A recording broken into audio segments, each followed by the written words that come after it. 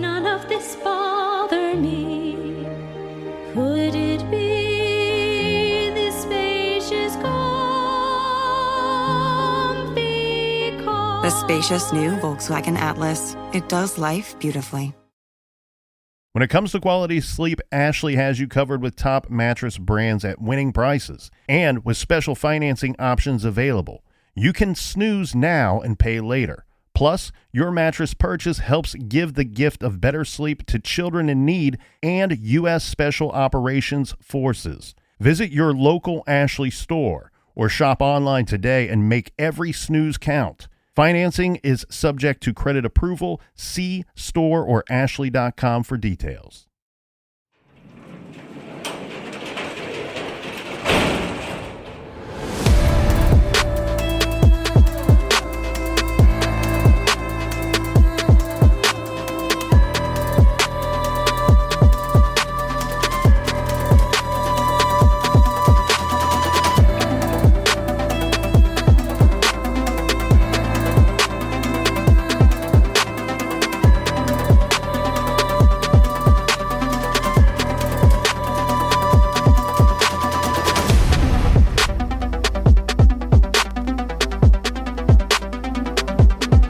Welcome to True Crime Garage. Wherever you are, whatever you are doing, thanks for listening. I'm your host, Nick, and with me, as always, is a man who celebrates Groundhog Day privately. Here is the captain. It's good to be seen and good to see you. Thanks for listening. Thanks for telling a friend.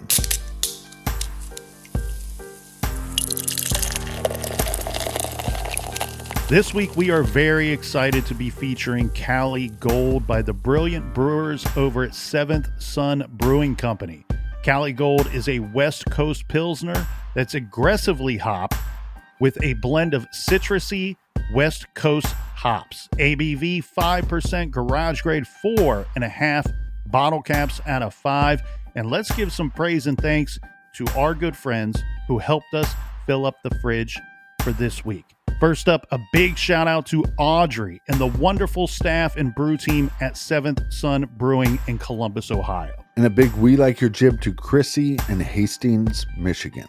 And last but certainly not least, we have Evan at the Thirsty Scholar at the Ohio State campus. Everyone we just mentioned contributed to this week's beer run, and for that, we thank you. Yeah, BWRUN Beer Run. If you're not following us on Facebook, Twitter, or Instagram, do so at True Crime Garage. Not only do we do case updates sometimes there or stuff that's happening in the true crime news, and we also share pictures and details of the cases that we're covering each week. And that is enough of the business. All right, everybody gather around, grab a chair, grab a beer. Let's talk some true crime.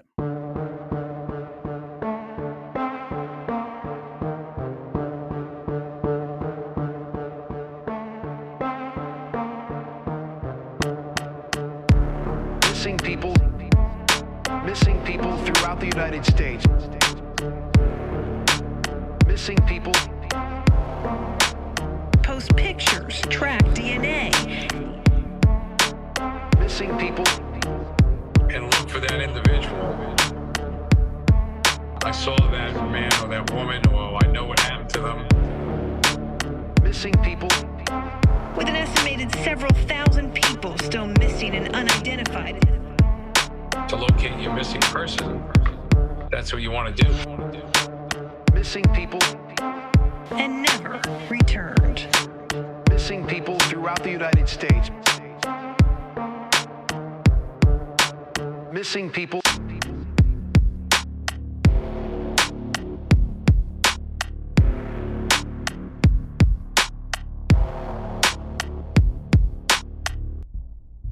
No one expects a dear friend or loved one to vanish from their lives mysteriously and without explanation. Along with the grief and pain, there is always so much confusion around a missing person's case.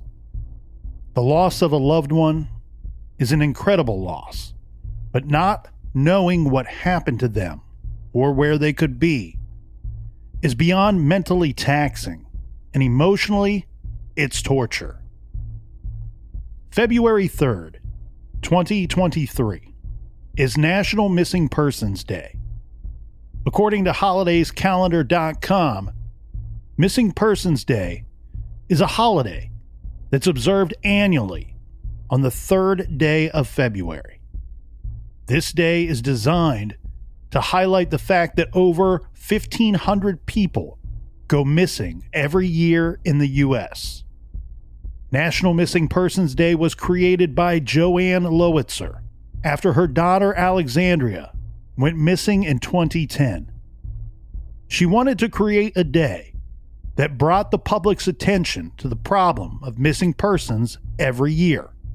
Alexandria Joy Lowitzer was last seen in her hometown of Spring, Texas on April 26, 2010. Her family calls her Allie. In 2010, she was 16 years of age. Allie left school that day and got off at her usual bus stop near her home at 3 p.m. En route, she called her mother, saying she was going to walk to Burger Barn, where she worked, to pick up her paycheck. This was only a quarter of a mile from her home. She never arrived at the Burger Barn. Allie never came home, and she has never been heard from again. Her cell phone has not been used since she vanished. Alexandria's case was originally classified as a runaway, but investigators soon started looking at other theories in her disappearance. I am thankful to Allie's mother, Joanne Lowitzer, for pushing for an annual Missing Persons Day. There are other days similar to this, but this week we recognize this day, National Missing Persons Day, February 3rd, 2023. This day can be and should be observed by everyone.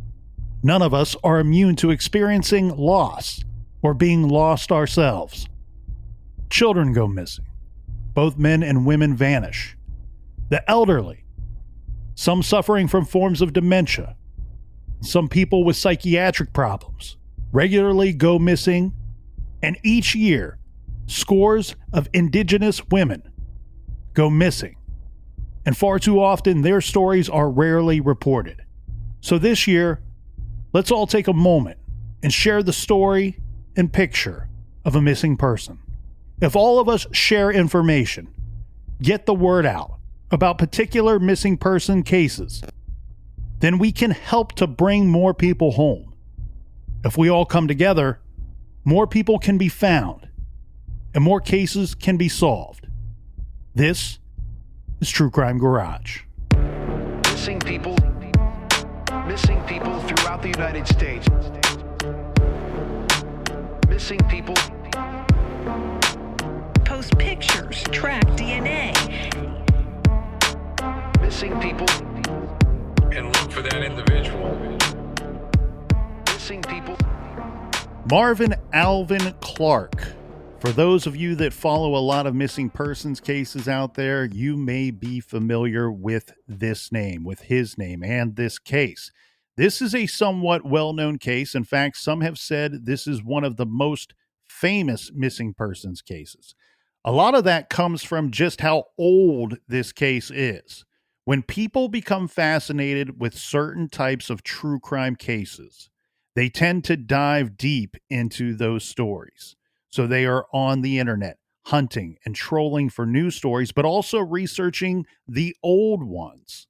Well, when you go to research old missing persons cases, Marvin Clark's name is sure to appear on the first page of your internet search. Any type of category of true crime that you are into, many times people dive deep into that category, be it missing persons, serial killers, strange mysterious deaths, and so on.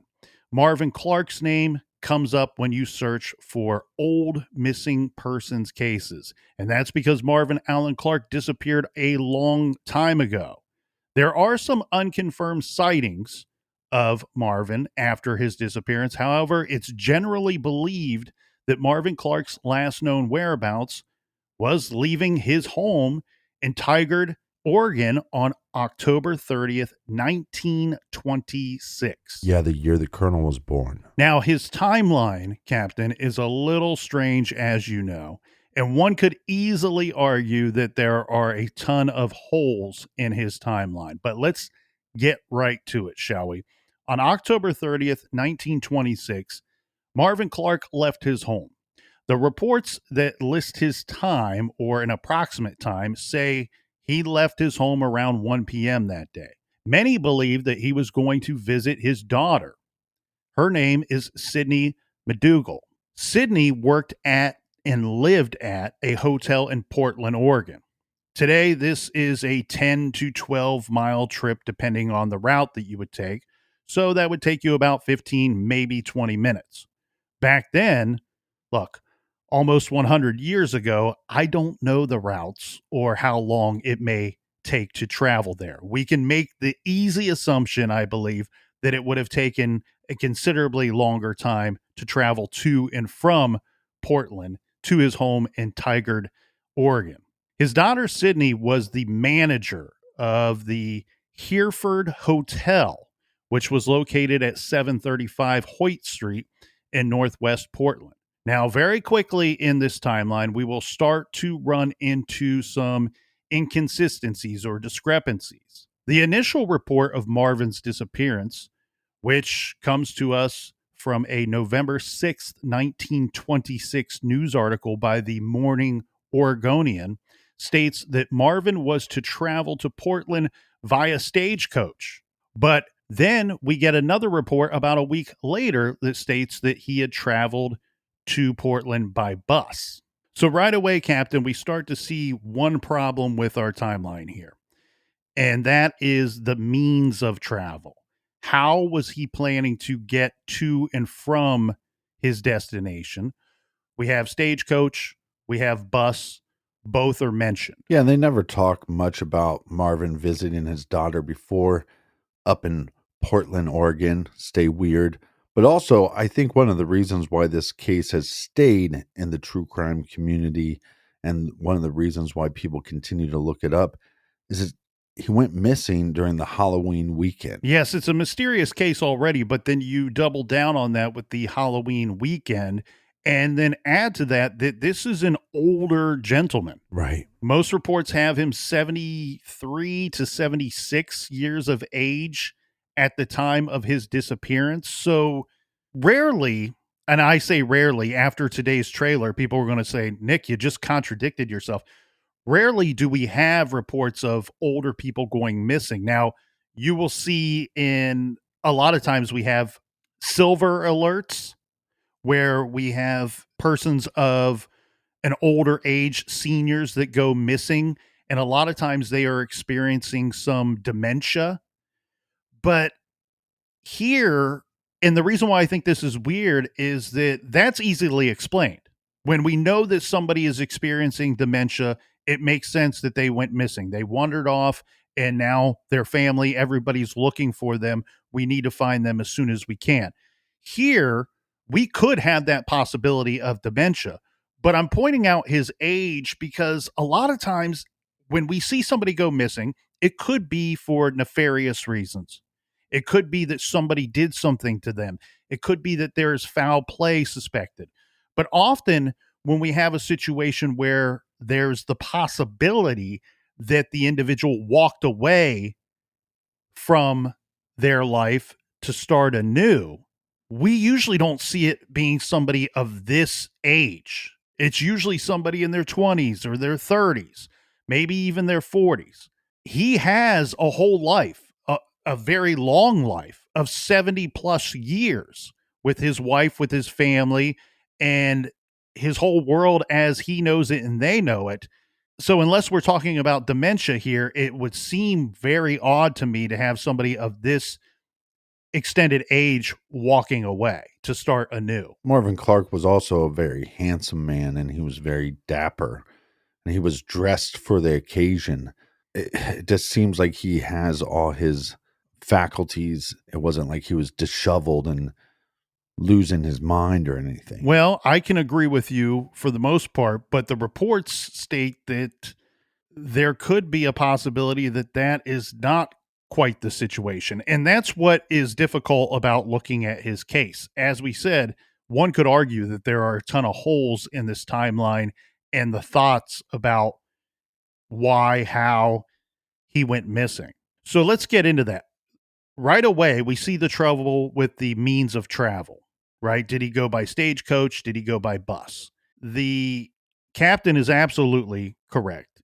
Handsome man, very dapper.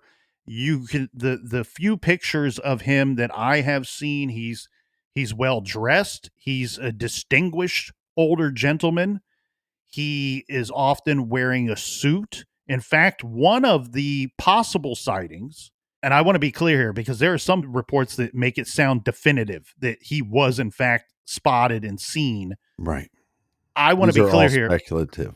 Exactly. Thank you, Captain. So one possible sighting of Marvin Clark after he left his home that day was we have a witness that comes forward saying that he was seen at the terminal on Yamhill Street in downtown Portland, dressed in a dark suit and slacks. Okay, that goes along with everything the captain is saying.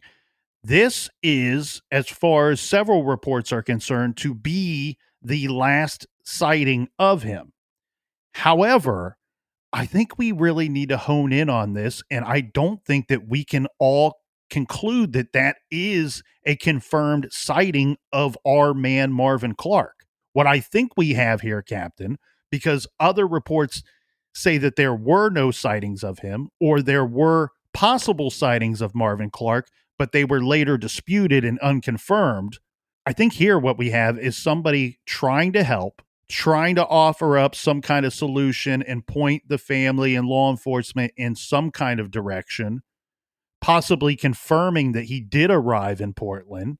This is somebody that is matching his description or someone that is believed to have been Marvin Clark, not definitively Marvin Clark. Well, and let's take out the whole holiday weekend thing. It was the weekend, and Portland would be the biggest destination of all the small towns in that area on the weekend. So I'm guessing that those terminals would be filled with more individuals, which would give us more of a chance to identify the wrong person. Right. And here's the other problem. We talk about means of travel as being a complication and being a debate worthy item here in the timeline, but we also have the purpose of his travel. So the purpose of his travels, it's often stated that he was going to go and visit his daughter. Well, that becomes tricky right away too, because what we learn of, this is how we discovered that Marvin's missing in the first place. Marvin goes on this trip to Portland, or at least that's what his wife was told.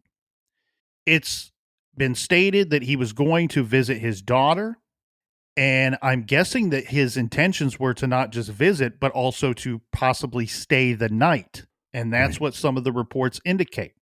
However, when his wife, after a few days of not hearing from her husband, she reaches out to the daughter saying, "Hey, did your father, how did the visit go? Did your father leave? Do you think he'll be back today or tomorrow?" And the daughter, Sydney, she says, "I didn't know he was coming to Portland to see me." Right. So right there, and then we have our first problem of the purpose of his travel. So other articles state that he was going to Portland for a doctor's visit. This is really interesting to me, and I've heard the arguments, I've read the arguments, and these are very smart arguments. And we've seen this with other more recent missing persons cases, where you have this discrepancy in the story, and there's a possibility that both are true. Is there a chance here that he was going to the big city of Portland, a neighboring city, and he was going there to visit a doctor, has a doctor's visit, and he says, "You know what a great idea. I will surprise my lovely, wonderful daughter while I'm there with a visit from her father." Maybe his intentions were to stay the night at the hotel, make his travels a little more pleasant, a little more enjoyable, extend them out a little bit, and then return home. So there's a opportunity here that both are in fact true. Well, I think one of the things that makes it more complicated is it's not like he's traveling a large distance. He's traveling a pretty short distance. So, look, he goes to the doctor's appointment. He goes to visit his daughter. She doesn't, let's say she didn't have time for him, couldn't get him a room at where she was working. No big deal. I'll just hit the bus and go back home. Right. So it's not unlikely for somebody to make a impromptu visit when it's such a short distance of travel. Right. And here's the thing, too, though, that I have a bit of an issue with both of these ideas for his purpose of travel. We have, and we know this to be true because we've reviewed the newspaper articles. There are articles that date back to November 6, 1926, that are talking about communities and law enforcement in different jurisdictions actively looking for this elderly man. The problems I have with the timeline and the narrative, or narratives, I think we shall say, is some of these things could be easily followed up on, right? So we know the story about the daughter, where he may have been going to visit her, or maybe it was a surprise visit. But what we do know with the daughter is that A, he never arrives. She never sees her father on his travels. B, she's unaware that he was going to visit her or had any intention at all of visiting her. So one part I have with that is it's stated in these reports that if he was visiting his daughter, his intentions would have been to stay the night. Well, there's an occupancy to hotels. There was in 1926, there is today. It seems a little out of character for Marvin to go there with the plan of staying the night, not knowing in advance whether he would have a room or not. So that seems a little weird. But more strange than that, in my opinion, Captain, is this doctor's visit. I don't know how things were back in 1926, but today I have to schedule an appointment with a certain doctor. This to me seems like something that could have been easily followed up on. Why does nobody in the family seem to know who or what doctor he was going to visit, if in fact he was going to a doctor? Why is there no follow-up on who the appointment was made with, if he ever arrived at that appointment? Because that's the problem with Marvin's story, right? We have this unconfirmed sighting of him at the terminal in downtown Portland. So that would be an indication that he made it to Portland. However, if he does not attend a doctor's visit, if he does not, which we know he did not meet up with his daughter, if neither of those things happened, and this sighting is unconfirmed at best, we have nothing to indicate to us or to prove to us that, in fact, he even made it to Portland or was in Portland at any time. Well, and Marvin Clark couldn't use his right arm. He suffered from paralysis, and he also had a limp. So these are two things that would really distinct him from other individuals. But it also makes you wonder, at some point, I'm guessing Marvin had a stroke, and that's why he had trouble, one, walking, and two, with the use of his right arm. And so is it possible that when he went to travel, he had a stroke and didn't remember who he was or where he was at or where he was going? Yeah, and that's the thing, too. It's when we talked about this possible doctor's visit, again, these reports are out in the newspapers, and this is a time when everybody's reading the papers. If he did in fact have an appointment scheduled with the doctor, even if his family didn't know what doctor it was, why did nobody come forward to say that he had an appointment scheduled? Again, it's difficult to look at some of these things because we don't know the exact workings of things in Portland, Oregon in 1926. And like you said, I mean, if he has a doctor's appointment, why isn't that doctor coming forward and saying, "Hey, I saw Marvin that day and he had the appointment and this is what the appointment was about"? Or the reverse. I didn't see him that day, but he was scheduled to come in Right. and speak with me. So that's really interesting to me. So I don't want to completely squash the whole doctor's visit idea, but I think we should really underline both things here. When we go, we don't know the means of his travels, but we also don't know the purpose of his travels. Well, the purpose of his travels are very sketchy at best, in my opinion, where we have this doctor's visit that we know nothing about. We have the daughter visit that she knows nothing about. Right. It's very strange. It's a very mysterious and intriguing disappearance case. Now, we did state that there were some possible sightings of Marvin that could help. The one that seems to might possibly have the most or carry the most weight is the one that we've already discussed, that Marvin was seen at a terminal on this street in downtown Portland dressed in a dark suit and slacks. Some reports even state that that is the last reported sighting of him. Again, I don't think that there's enough information in there to confirm one way or another if that is in fact Marvin. But the other possible sightings of Marvin are even more sketchy than that one. So this is the one that has kind of stood the test of time, where the others did not. And I think that's because these other ones, and we're only talking about 2 or 3 at best. Right. I don't think these other ones carried any weight at all because they are so far less descriptive than this one. Yeah, it seems like a handful of horse shit or big bag of malarkey. What is interesting to me here, Captain, and this is one thing that we talk about in the garage when covering these missing persons cases, are identifiers, right? Things that would separate Marvin Clark or any other missing person from the masses, from the just another face in the crowd. For example, when we discussed Bryce Lespisa, his case, he's still missing, unfortunately.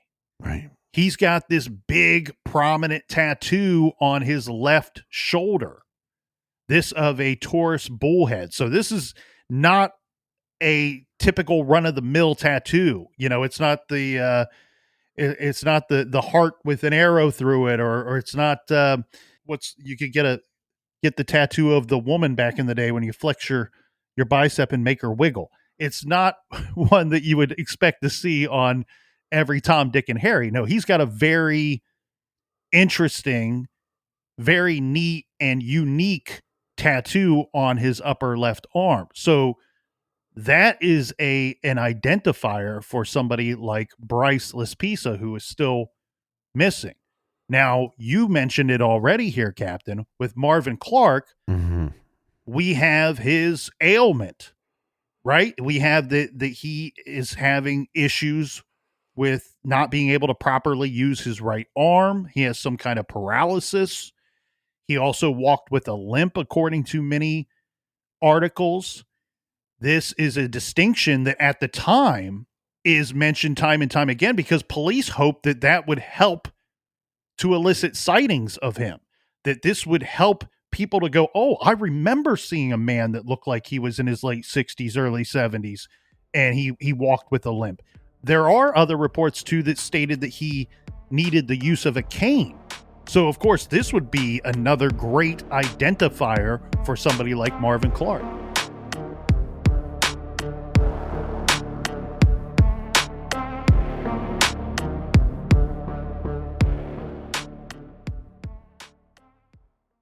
This show is sponsored by BetterHelp. Do you look forward to the holidays? Maybe you struggle with seasonal blues.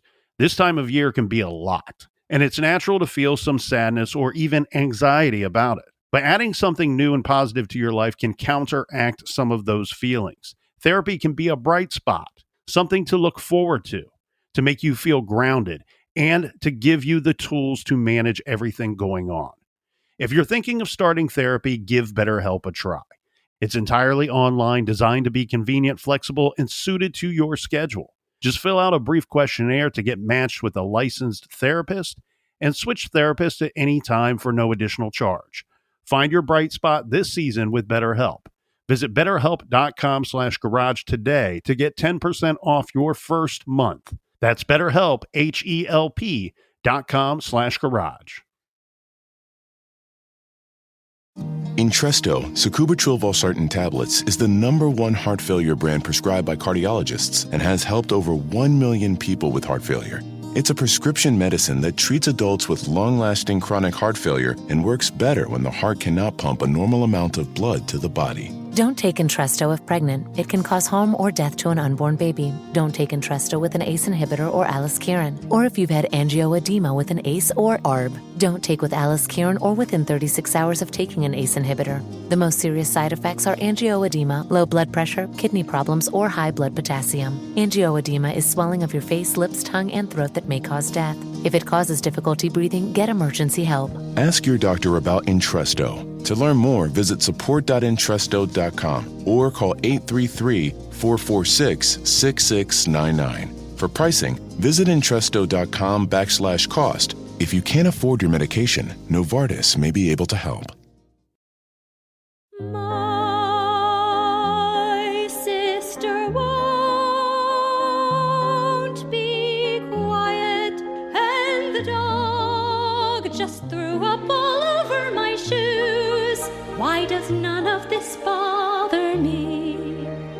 Could it be this spacious comfy car? The spacious new Volkswagen Atlas. It does life beautifully.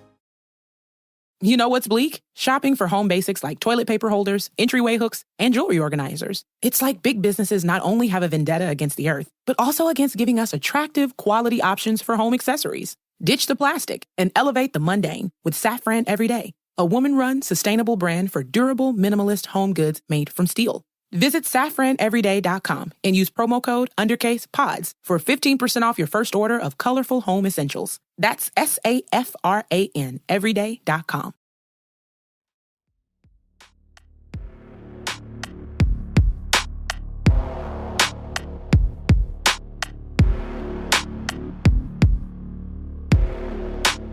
All right, we are back. Cheers, mates. Canes in the air if you're singing bass for Boys to Men. Cheers to you, Colonel. 2 canes in the air if you're Forrest Gump. Magic legs. Magic legs. Well, no, and this, like you said, that identifier is really important because it's a holiday weekend. There's going to be a lot of people traveling, and during the weekend, you would assume that there's a lot more people traveling to the big city, Portland being the biggest city in that small region, right? And so maybe you do see a guy that you think could be in his 50s, 60s, or 70s, but you go, he didn't walk with a limp, or I talked to him on the train, or I talked to him on the bus, and both of his arms were working just fine. Not only does it help you identify if you saw Marvin, but it could eliminate some eyewitness sightings as well. First, he arm wrestled me with the left arm in one, and then he arm wrestled me with the right, and once again beat me again. That's interesting, Captain, and it wasn't lost on me that it was a holiday weekend. It's a bit of a Hallmark holiday, in my opinion, but a lot of people love Halloween. I know. A lot of people love Halloween. How dare you dismiss Halloween? I enjoy it. Holidays ever. I enjoy it because I love the candy and I love the scary sounds soundtracks. But yeah, it sounds like somebody's backpedaling on their Hallmark bicycle. I don't know. I didn't look up or dig too deeply on to see if there were any festivities going on in Portland. Partly, though, I don't believe that there are, too many men in their 70s that are living for Halloween. But I could be wrong, right? Could be wrong. I've been wrong once or twice before. Now, what's interesting here, too, though, that shows an effort by the family. So the family is quoted and had clearly spoke to reporters at more than one time early on when their father or husband was missing, because some of them are quoted and referenced in the newspaper articles from November and December of 1926. His daughter, that he may or may not have been going to visit, Sydney McDougal, She offers up a $100 reward for information leading to finding her father, Marvin Clark. And of course, $100 back in 1926 is easily $500 million today. Yeah, if my father went missing today, I'd offer up $100 as well. The math is not correct. Do not check into that. On November 9th, the Bellingham Herald. So Bellingham, the city of Bellingham is in Washington. So we're not terribly far away from Oregon, but we are now across the state line. The Bellingham Herald reports that Marvin Clark's wife, Mary Clark, she receives, air quotes, a disconnected postcard reportedly written by her husband that was postmarked in Bellingham, Washington. And there were persons that came forward that they stated that they believed that they saw somebody matching Marvin Clark's general description at 2 hotels in the area. So, yeah, 2 different locations. Correct. And what I believe here, Captain, this is kind of a blanketed statement, but to tear this apart a little bit, this looks to me like we're talking about 2 different eyewitnesses, one at each of these hotels. Now, the dates on these possible sightings of Marvin Clark are November 2nd and November 3rd. Remember, he was traveling on October 30th. So we're a couple days out. This seems to reason that if it was Marvin Clark that was spotted by one or both of these individuals, I'm guessing it would take a few more days than it does today for this postcard, if it was in fact from her husband, to travel back to Tigard, Oregon for Mary to receive it. One thing, not only was Mr. Marvin Clark handsome and dapper, as we both agree here in the garage.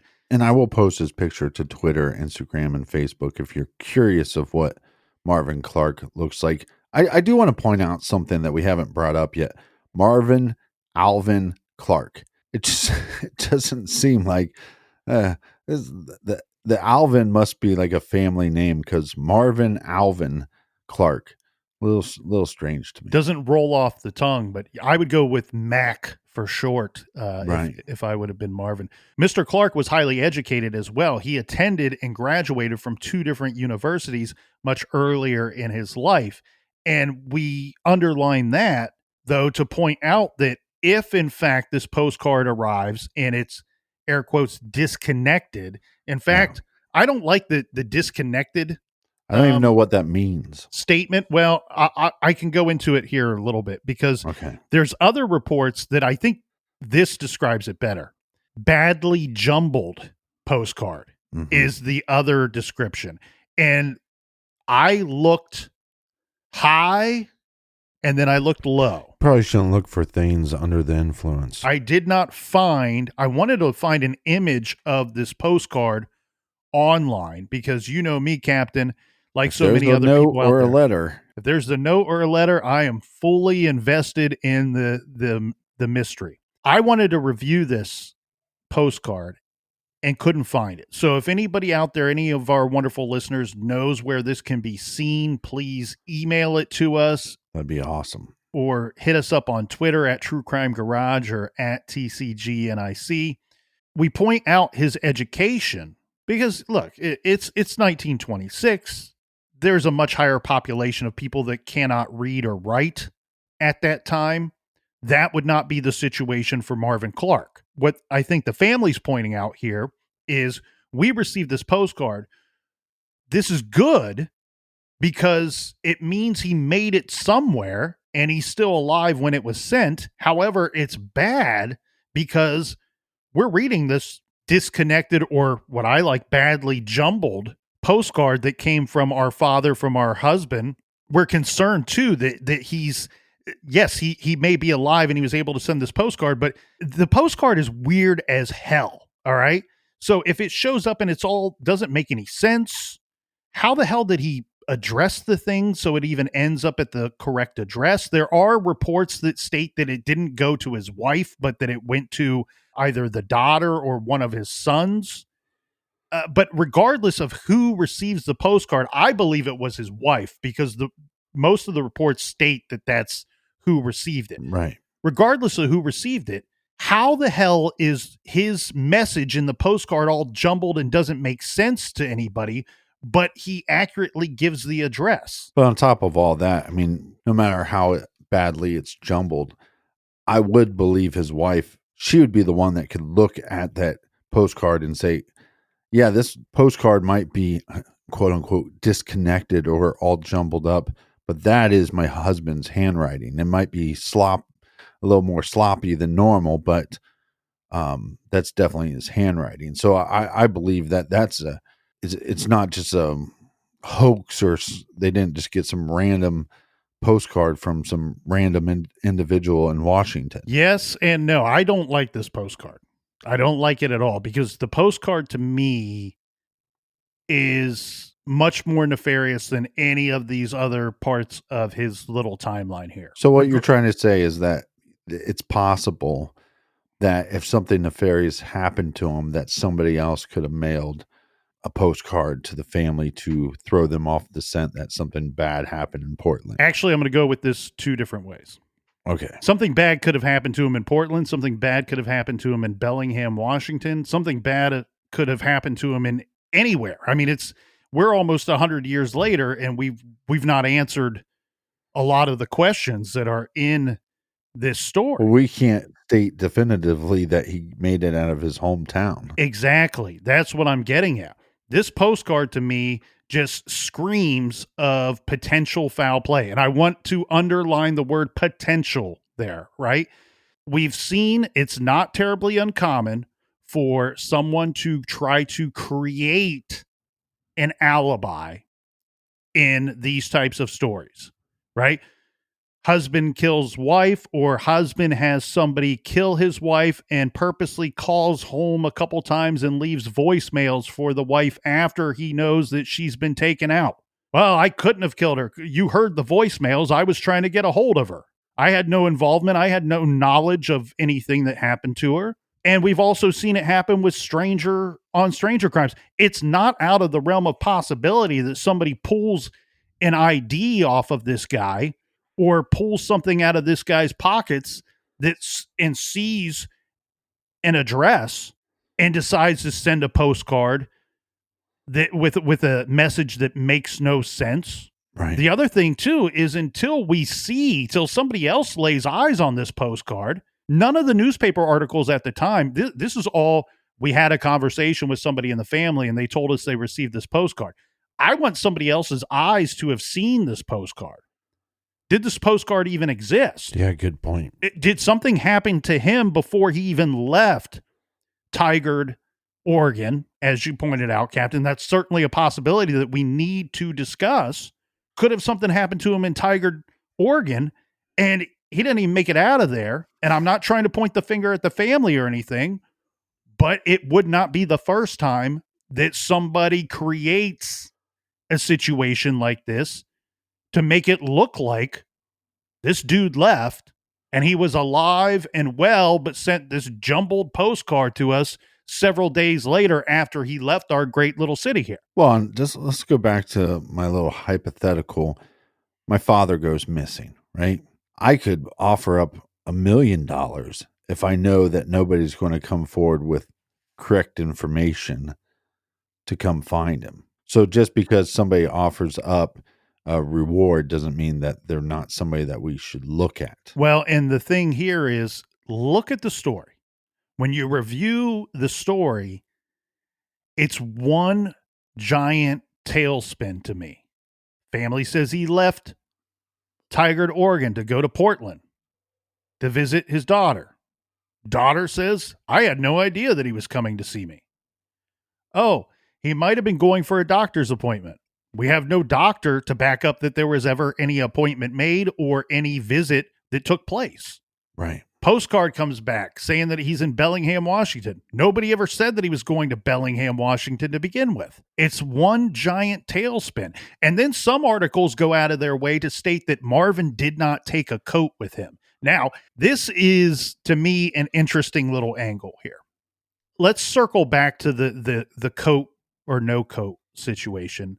I want to completely address this postcard. You and the postcard. The problem with the postcard here, Captain, let's say the postcard is 100% factually real and true, and they receive some confused, misguided, misconnected, disconnected message from Marvin.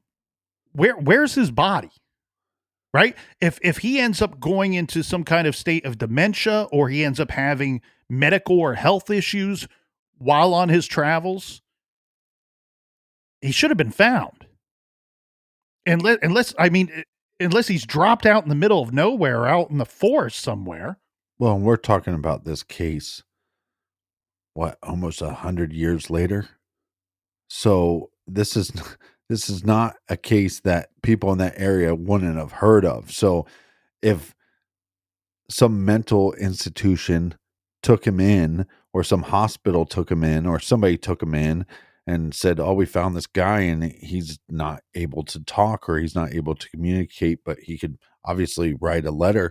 So he might have some dementia. He might be going in and out of, a conscious state, but you'd think that they would have heard of this in the news and at least been able to say, hey, we found a guy and he might be Marvin, but nobody has come forward.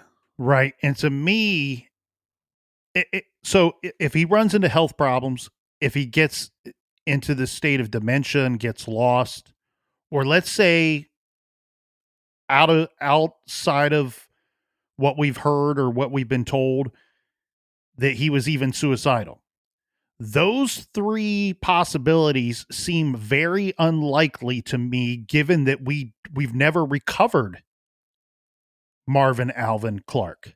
We've never recovered his body. He was never found anywhere. If Marvin had been discovered somewhere, if he died on a train or on a bus or in a stagecoach or at some hotel, we wouldn't be talking about this story today. There would be a lot less mystery there. So those three possibilities seem to be much less likely than the two possibilities that I think seem of a higher probability. And I would believe that the higher probability factors point to me that either A, he wanted to go missing, or B, somebody wanted him to go missing. Yeah, it's a tough one because, like we said, he didn't have use of his right arm and he had a limp. And so to me, that's indication that he had some kind of stroke, and it's possible that he had another one and lost the ability to communicate. And it's possible that they did find him. There was a John Doe that one could make an argument could be Marvin Alvin Clark. Who is that? Because I think, to me, like the coat thing is another factor, another part of the story that might lead one to believe, or could be some evidence that maybe he was not thinking clearly when he left. It's October 30th. I don't know what the weather was that day or that week, but it sounds like his intentions were to be gone for a night or a couple of days. That time of year, you're probably going to want to take a coat with you. So I think that is an indicator that maybe he wasn't thinking clearly, maybe dementia, maybe health issues. So you have that angle, and that's why we bring up the coat. But again, if it's mental, if it's dementia, if it's health issues, any of that, I feel like we are finding him. Okay, so in 1986, there was a John Doe that was discovered in the woods between Tigard and Portland. And there was no identification found on the body, but there was an 1888 Liberty Head nickel and a 1919 penny, a pocket watch, leather shoes, and a fraternal order of Eagle's pocket knife, and 4 tokens with the inscription DP were found near the body. A .38 revolver and a spent shell were also found near the remains. A pair of wired rimmed glasses were also discovered, and upon the autopsy of John Doe, the state medical examiner, Dr. Karen Gunson, observed a bullet hole in the man's skull. They ruled the death a suicide, and the estimated age of John Doe was 35 to 55, which would be obviously a lot younger than Marvin. They brought in Clark's granddaughter, Dorothy Willoughby, to try to identify the body, but there was no positive identification made, and Willoughby died in 1991. So again, that John Doe was discovered in 1986. He goes missing in 1926. So that's I hate to say it, I don't want anybody to lose their lunch, but that's a pretty decayed body. Yeah, the problem with this John Doe, though, is it was determined to not be Marvin Clark, and it took years for them to figure that out. The interesting thing here, too, was the Fraternal Order of Eagles pocket knife. I was a little surprised, and of course, I'm not going to sit here and pretend to know everything about my grandparents, or frankly, I don't know much, and it's a little disappointing now that I've come to this realization that I know almost nothing about my great-grandparents. But the Fraternal Order of Eagles is a club. It's an organization that you have to become a member of. I was a little surprised to see, I wanted to see if anybody would be, yes, he was a member of the Eagles, or he was not. Now, you don't have to. I guess there are other means of acquiring such pocket knife without having been in the Fraternal Order of Eagles, but it wasn't until 2018 that they figure out that John Doe is not, in fact, Marvin Alvin Clark, and that was based off of DNA. Now, the University of North Texas have been great and been doing gangbusters work on identifying unidentified persons for years. They're probably, if not, one of the best in the business of identifying these unidentified persons or unidentified remains. They determined, based off of DNA samples that were provided to them from family members of Marvin Clark, that this, in fact, is not Marvin Clark. So what we end up here with, everybody doing all this good work, we have the medical examiner out where the remains were located in Oregon, doing great work and keeping alive this case, Marvin Clark's case.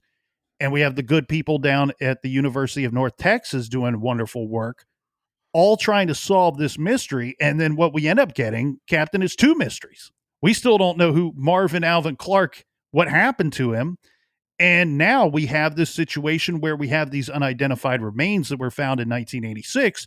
We don't know. We're not able to give a name to this person that was found. Okay, I'm going to sound like Mr. Captain Possibilities here, but they're looking for a quote unquote descendant of Marvin Clark. And so then they end up finding his great great granddaughter. Look, it's possible that, his kids weren't his kids.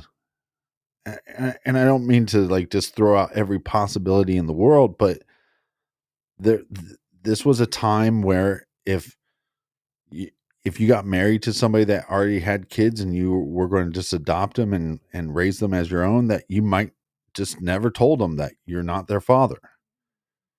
So I'm just saying, isn't it a possibility that, yes, it doesn't match his great great granddaughter's DNA, but it still could be Clark? Yeah. Oh, yes. Yeah. That would be a possibility. I would need to know more about the. I know that's a little far-fetched. I don't think it's so again, far-fetched. I think we would need to know more, obviously, about their family tree and about the DNA that was collected by the University of North Texas. It does seem to be a pretty definitive statement that they're giving out, but you've quickly poked some holes in that possibility. So it's an interesting. Well, the thing is that you have a missing guy for so many years, and then 60 years later, you find these remains, and they're between supposedly where he was coming from and where he was going. And people claim, there's multiple people that claim that he's possibly suicidal. And this guy, death, this John Doe's death is ruled a suicide. What I can't get over is these the nickel that they found and the penny that they found. 1888 Liberty Head nickel and a 1919 penny. It just seems strange. I'd like to know also if you have a revolver. I think to find the date of when that revolver was made, to me that wouldn't be that hard to figure out, right? And if that puts us in the time period of Marvin Clark, then I'd go, we might need to re-examine this a little. The other thing that you're going to want to figure out as well is, okay, let's pretend that in the very slight chance you've brought up a scenario where it could be Marvin Clark, the remains that were found. The skeleton, as been reported, was found in the woods by loggers between Tigard and Portland. What the hell is up with Bellingham, Washington, if this were to be Marvin Clark? Does he go to Bellingham and then try to return to his home, and then instead of going home, he kills himself? It seems there seem to be a lot of hurdles to clear to make this to be Marvin Clark. No, but like you said, I think you raised some good points on what could make this disconnected, quote unquote, postcard.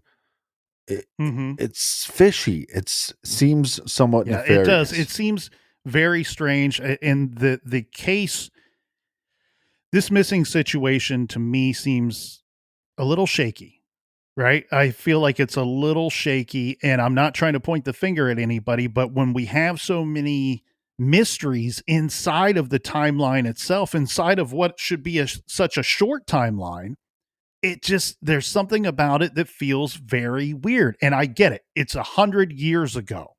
There could have been breadcrumbs that were lost along the way. 100%. Nobody's disputing that. There could be blanks that could be easily filled in the timeline here with Marvin Clark that we just can't do given the passage of time here. Marvin Clark's family continues to seek answers in this case. Regardless of what happened to Marvin Clark, his family wants to know what happened to him.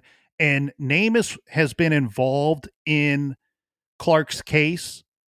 NamUs, for those that are unaware, is a forum for families across generations to know that their loved ones have not been forgotten. The oldest case in NamUs is a gentleman named Elijah Cravens, who has been missing since 1902. Cravens was last known to be riding a horse to the Woodsman of the World Fair in Oklahoma. He was never heard from again. Although he may not be found, he will always have a resting place in NamUs where he will be remembered. There is also another case that dates back to 1920. But as far as I could find, Captain, this Marvin Clark disappearance of October 1926 is one of the oldest missing persons cases as far as NamUs and other websites and databases are concerned. Again, his family continues to seek answers for Marvin Clark. What happened to Marvin Alvin Clark? Where is he?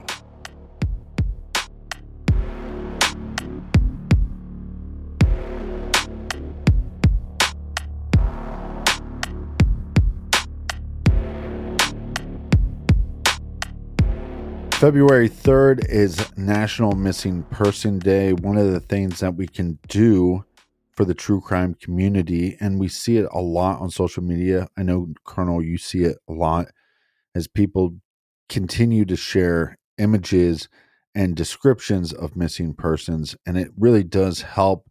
It helps law enforcement, and it helps to try to get some answers for these families. Yes, and we mentioned the name in the trailer.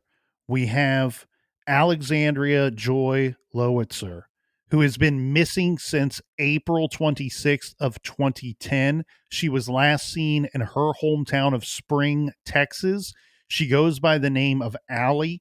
She is a Caucasian female. She was age 16 back in 2010. Her height and weight are 5'2", 140 to 150 pounds back then. Her hair, brown hair, sometimes dyed black, and she has blue eyes. She was last seen wearing dark pants, a hoodie, and a multicolored backpack. And we discussed some of the limited details about her disappearance in the trailer. Her family's still looking for her. There's a chance that she did take off on her own. Her friends were very cooperative, or appear to have been cooperative in the early stages of the investigation, but later informed the family that Allie was dating an older man at the time that she went missing. This was something that is yet to be determined as fact, but was not mentioned at the time when she went missing. So praise to her mother, Joanne, who pushed for National Missing Persons Day. If anybody has any information at all regarding Alexandria Joy Lowitzer, who is still missing, you can contact the FBI VICAP team at 800-634-4097, or you can reach out to the Sheriff's Department, and that is timothy.hayes, Hayes, at sheriff.hetx.net. And we will put Allie's missing persons poster on our social media on Twitter. Yeah, so if you want to take a moment on February 3rd, we all have missing person cases that we have looked into and tried to do some armchair detective work ourselves. Post a picture of that missing individual and some information, and we'll try to share as many of those as we can. Hashtag those missing person, and maybe we could get that trending in the Twitter sphere. And just a quick reminder, last week our recommended reading from last week was a book called Hope by Amanda Berry and Gina DeJesus, which goes well with missing persons cases and National Missing Persons Day. This is a book of two individuals that were missing and they returned home. This is a book that gives hope to all of the loved ones of missing individuals out there. You can find that title and many great other titles and recommendations on our recommended page at truecrimegarage.com. And until next week, be good, be kind, and don't litter.